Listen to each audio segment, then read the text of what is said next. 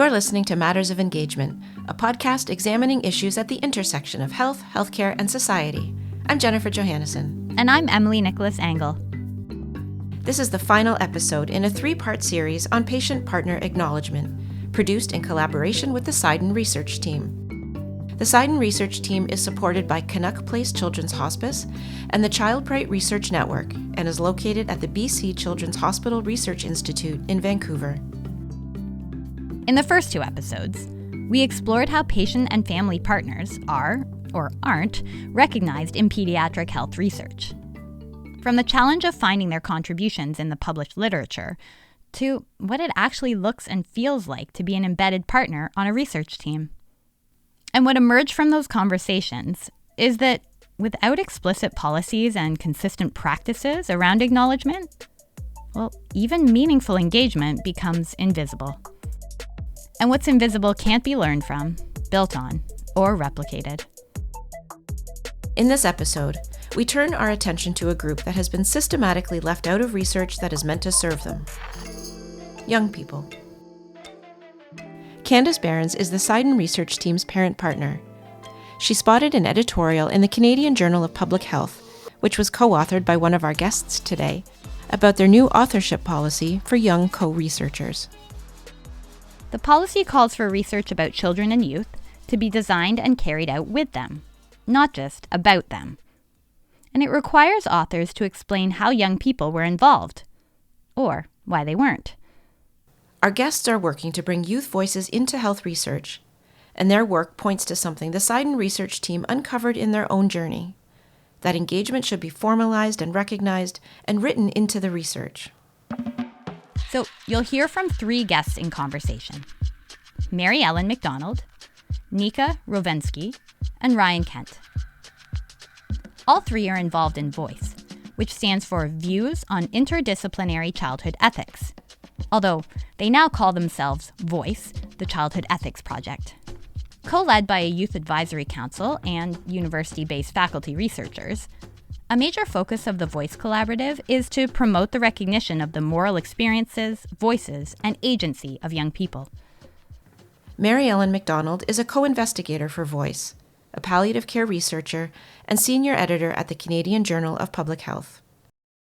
Nika Rovensky is chair of the VOICE Youth Advocacy Council at McGill University and a childhood ethics researcher at McGill, where she focuses on youth autonomy research and policy. She's a McCall-McBain International Fellow and former Fulbright Youth Ambassador. And finally, Ryan Kent. He's a recent McGill graduate and 2026 Alan Oliver Fellow. He co-chairs VOICE's inaugural Youth Summit and leads the Youth Advocacy Council's advocacy project on federal ethics reform for greater youth inclusion in research. You can find full bios for all 3 in the show notes. Okay, so VOICE started as a conventional academic collaboration focused on childhood ethics and gradually evolved into something more deliberate, a project that now walks the talk by being co-led with a very active Youth Advocacy Council, which is actually soon to be renamed the Youth Advocacy Council. That shift from researching about young people to working alongside them is what this episode is about. We're also joined again by Candice Barrans, who was with us in the first 2 episodes, and we're so glad to have her back to facilitate the conversation with our guests.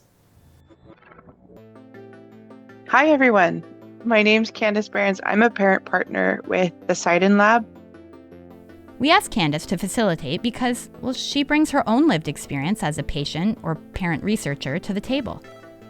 As well, she's the parent of a child with Down syndrome and very familiar with the ways both young people and those in equity-deserving groups can be left out of important decisions that directly affect them.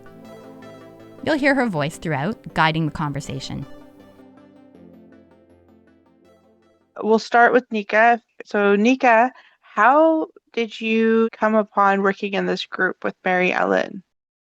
I actually stumbled upon it by complete chance. I found a poster marked in a hallway my first year of university, and it sounded interesting enough, so I joined, and that kind of started this whole spiral into really thinking about and experiencing research in a completely different way than I think most people are exposed to in their undergraduate.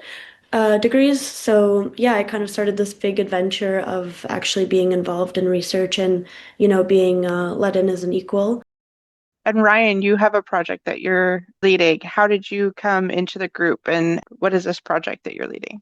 Actually was Nika who introduced me to Voice as a research collaborative. And then as I've taken a role within the YAC, which we're currently rebranding as a Youth Advocacy Council, we're currently working on a project to modify the place that youth have within research. And so the way we are proceeding with that is we would like the federal ethics guidelines to be modified to include youth at least as participants within research on youth, but ideally as co-creators of knowledge.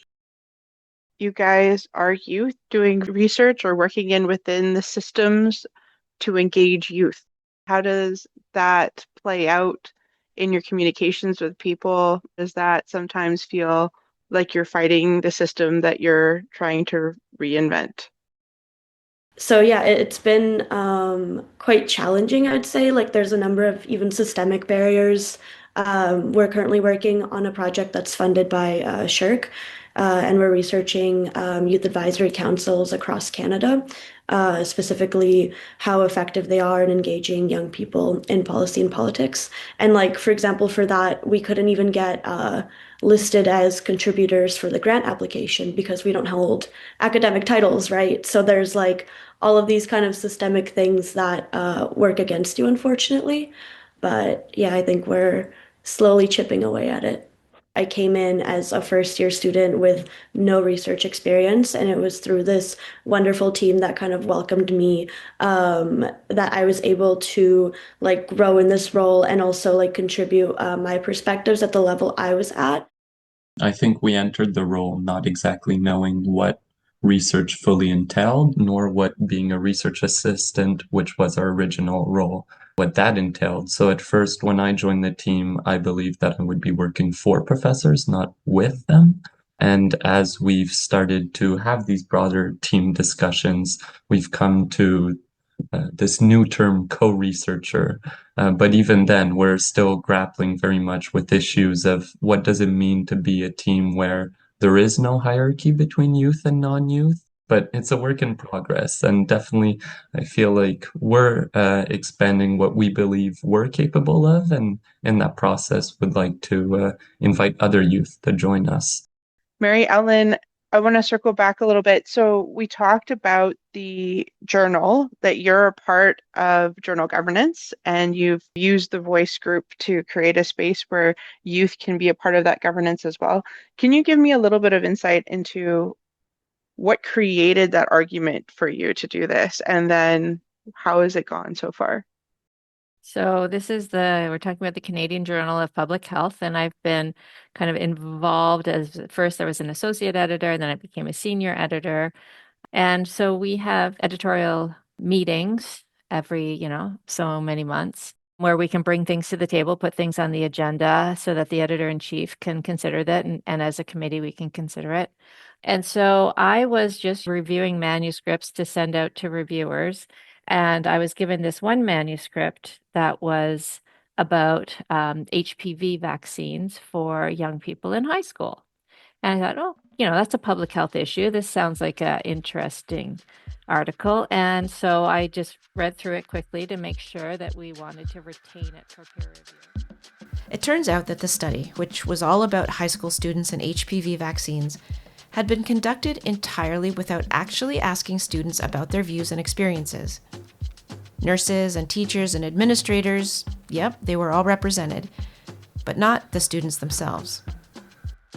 So then I went up the chain to the senior editor to say, I don't feel okay about this. But at that point, we did not have an editorial policy that would allow me to screen it out. So the editor said, take it forward to the peer reviewers and see what the peer reviewers think. And one of the reviewers came back with that exact critique and said, well, here we are getting the voices of the adults, but not the voices of the people for whom this vaccine matters. Because I had the peer reviewers backing me up, we could then exclude the manuscript. But then that led to this larger conversation at the journal to come up with first, a position statement that says, this is not okay. Lived experience of the people that matter in this research project are being kind of represented through the eyes of older adults, like not the young people themselves. That one manuscript became the catalyst for something much bigger, a formal editorial policy. Now, it's not yet a screening policy where they'll reject manuscripts on that basis, but it is an important first step. It's more just kind of a flag that we're flying to let incoming authors know we're concerned. So if you have an article that is on young people, we want to know why it is not with young people as well. I think kind of as Ryan and Nika have suggested already, the world is not there yet, right? So we can't screen out everything. And so it is not a screening mechanism. It is just more flying a flag and saying this is what the journal believes would be more of an ethical stance for researchers. And has that led to any improvements, or have you seen a change in the articles coming in? Not yet. It's not been out and operationalized and up on the website long enough for us to have seen any change, but it definitely is something that we will keep our eye on because eventually, if it goes well, we do want it to become a screening tool down the road. I think from like the side of the youth, it's quite a similar experience as well, where it's like we're not really asked our opinions about these rules or policies that go into place. You know, you go to school and you're told you're going to get the HPV vaccine because that's what everybody does. And so you go and you do that. But like, it's not necessarily a conversation you have where it's like, okay, this is like the research or the system that exists. And like, this is where you can voice your opinion, you know? So I think like growing up, you're kind of just left out of it a lot of the time, which is unfortunate because I think that youth are very, very interested in participating and in being engaged. I think it's really just the fact that a lot of people haven't been exposed to that yet, that they don't know they can participate. It's quite hard to think necessarily of youth in terms of an equity deserving group. We've all been youth at some points in our lives, and so it's come to feel almost natural to see youth as being granted a voice when they turn an arbitrary age of majority and then magically find their full capacity to express themselves. But yes, if we turn to how it's been done in the past, many past societies have included youth in many different important ways. And somewhere along the way, we seem to have forgotten that. And so, although we have started to make very important efforts for including other populations, it's about time that we start applying the principle nothing about us without us to youth. It's quite paradoxical, but youth already have the power, they have the voice. Engagement shouldn't necessarily be thought of in the sense of just a conversation taking place, but that youth are speaking and it's up to the adults to actually include the voices. But youth organize outside of adult spaces, and so it's important sometimes to let youth organize outside of formal institutions, which might present barriers, sometimes for very good reasons, when it comes to certain ethical dilemmas. But at the end of the day, youth should be granted more spaces or take them. The unfortunate reality with advocacy is that it's quite slow, and a lot of the times you don't get the result that you would like. But like that in and itself, right, is a lesson I think across the board, not exclusively to youth. If you start young, you know, that's something that you realize and how to work within these systems. Like I think the biggest barrier that I find when organizing as a youth or you know talking to people who are on youth advisory councils and they're trying to advocate for something is that they kind of have like all this passion and this really great idea, but they don't like necessarily know where to go with it. And it can be quite daunting because it's like, what do you do? Like, do you just cold email the person who's like in charge of this agency and then like beg them for like a space to talk to them? And then like maybe they respond, but maybe they don't. I find the avenues are really missing for furthering that advocacy. which is quite unfortunate because, youth really do have a lot of great ideas, and like that passion is something that we should be stoking and not diminishing through kind of consistent setbacks and friction. We have the capacities. It's for up to us to develop the tools. And I think that's what we're now focusing on our new, perhaps, phase, Voice 3.0, we've started to call it, in transitioning to the idea of a Youth Advocacy Council. We've started to think about ways we could better develop capacity amongst youth. We're currently working, for example, on a climate change workshop to disseminate knowledge and to present, perhaps at the end of this workshop, to youth different avenues through which they can mobilize and through which we can work together, even if ministers or researchers aren't necessarily willing to yet listen to us or at least have these conversations. A lot of the work we're starting to do with Voice will be turning towards capacity building endeavors. I love that. I think not only researchers out there, but parents out there should also take note from what you've just said. How would you guys explain how this has empowered you, or how being a part of Voice or being a youth in research has empowered you? As part of Voice, we get manuscript submissions in addition to grant submissions for the Voice grant, and they're all actually screened. So they're screened by the youth on the Youth Advisory Council. So it was me looking at, like a professor's with the PhD's grant proposal, and like literally going through it, being like, okay, like I don't know if I like this, I like this. And it was at that point where I was kind of like, oh, they want like my opinion, like this is crazy because like this person has a PhD and they want my opinion. And like, the critiques were valid. Like I was looking at their methodology, I was looking at the people they were engaging, I was looking at like if the compensation was fair. So I think like we're able to both put ourselves like in the position of like the recipient of the research, and have a direct say in that, which is like really cool because I think that's quite a rare opportunity. But in terms of empowerment, yeah, it's just really the fact that our voices are received in a way that's not condescending, like they're received at full value, not in like a becoming sense of like, oh, you're gonna become great once you turn, this age. It's like where what you're saying now has value, not that it will have value in the future. I think the principles of trust and reciprocity that have been fostered within our team on the Health Canada project, but also within the Voice collaborative as a whole. I know Dr. Franco Carnaval, who's the principal investigator of Voice. At times it was a little frustrating because I asked for guidance, asking for what should we do as a youth advisory council, and I think that's the space that adults have, but he kept responding with, you guys decide what you want to do.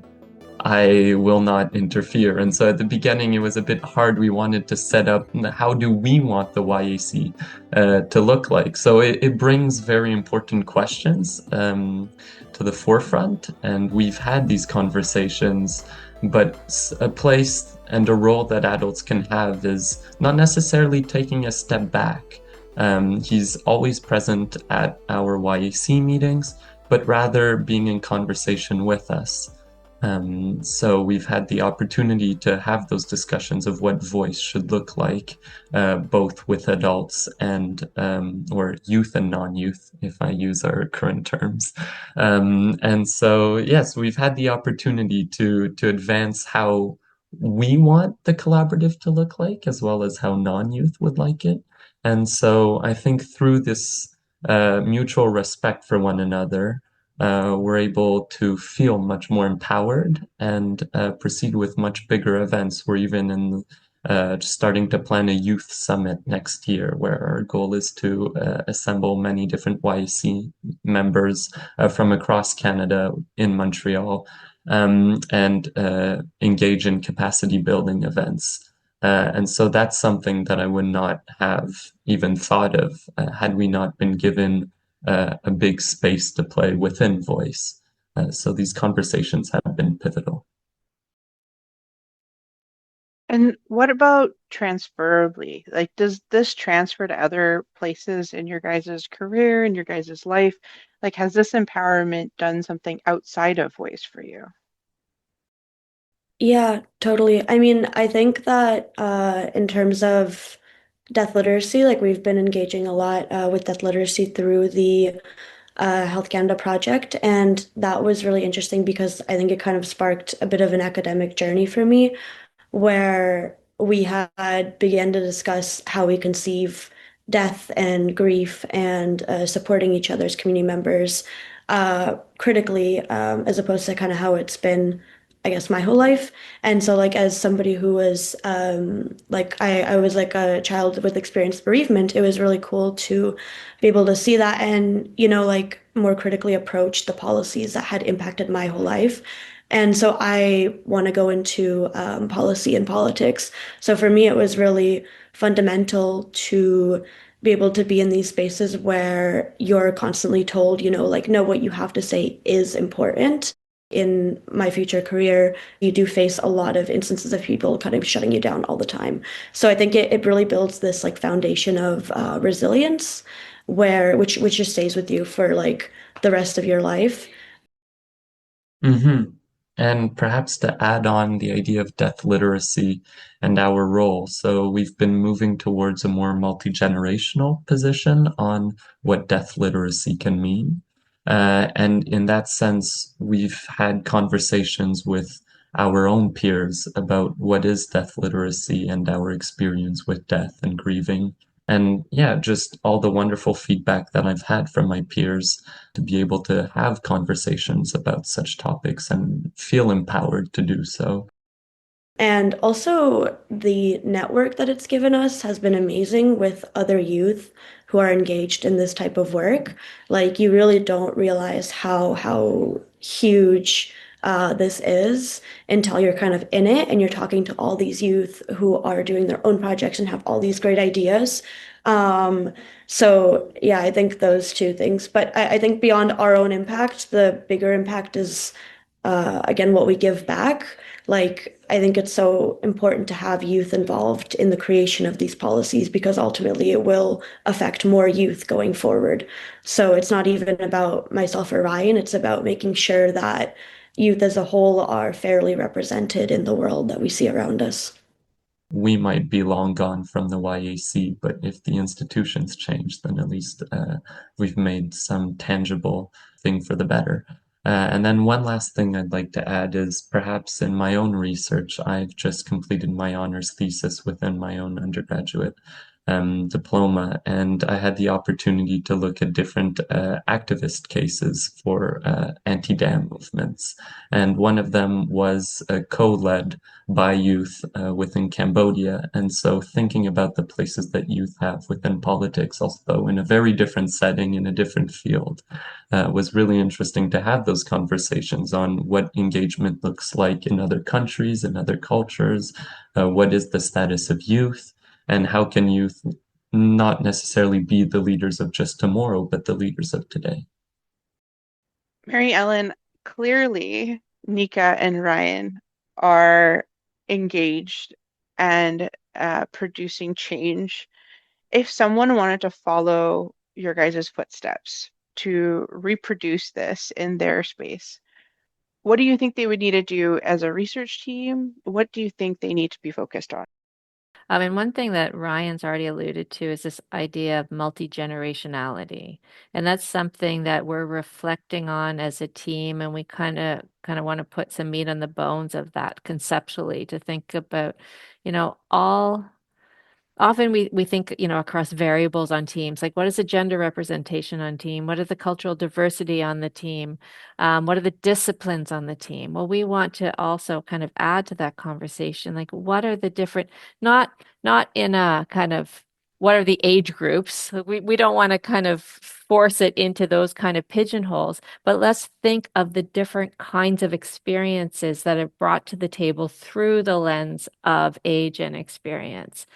And when you just sit down and reflect yourself on, the people who were sitting around the table at the last board meeting you were at, or the last research meeting you were at, and think about it with that lens, it's going to bring you a different kind of knowledge and awareness and appreciation of the kinds of conversations that you can have, or the kinds of kind of knowledge that you can produce as a group based upon what is being brought to the table.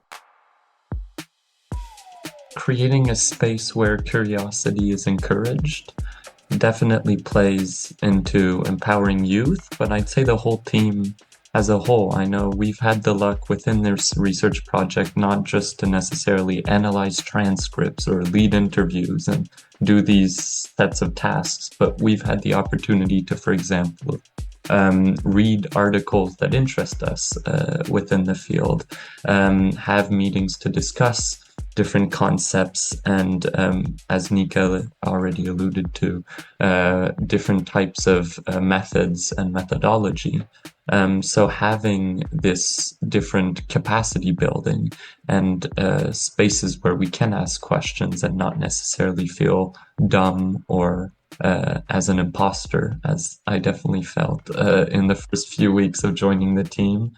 And so I think, yes, adults have a big role to play in making sure that these discussions are had, and that perhaps even from the onset, this wasn't necessarily made clear, but for future groups to make it clear that everybody's participation is fully valued and that there is no age-based hierarchy, that we are all co-creators of knowledge together, and that's perhaps reflected by our pivot towards the status of co-researcher.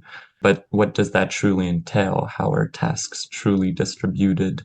How are the conversations had? And is there any even gatekeeper for these types of conversations? And then to youth, I'd say seize the mantle. Try to create spaces for youth advocacy. It may not always be easy, but speak with other youth. We have so much that we can bring to the table.